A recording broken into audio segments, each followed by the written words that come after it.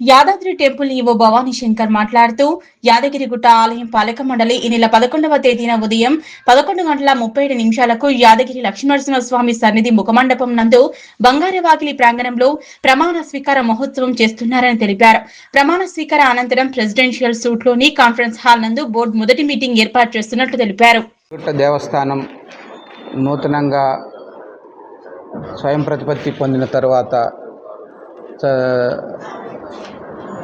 దానికి సంబంధించినటువంటి చట్ట సవరణ అయిన తర్వాత మొదటిసారిగా పాలక మండలి బాధ్యతలు చేపట్టబోతుంది.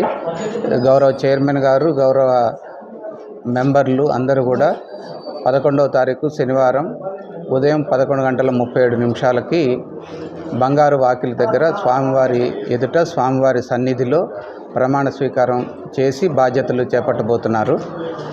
ఈ ప్రమాణ స్వీకారం మొత్తం కూడా ఒక సింపుల్ రిలీజియస్ ఫంక్షన్ లాగా జరుగుతుంది. చైర్మన్ గారు, మెంబర్లు, వారికి సంబంధించినటువంటి కుటుంబ సభ్యులు, వారికి సంబంధించినటువంటి దగ్గర మిత్రులు, బంధువులు మాత్రమే హాజరవుతారు. ఈ కార్యక్రమం మొత్తం కూడా దాదాపు ఒక 45-50 నిమిషాల పాటు జరుగుతుంది.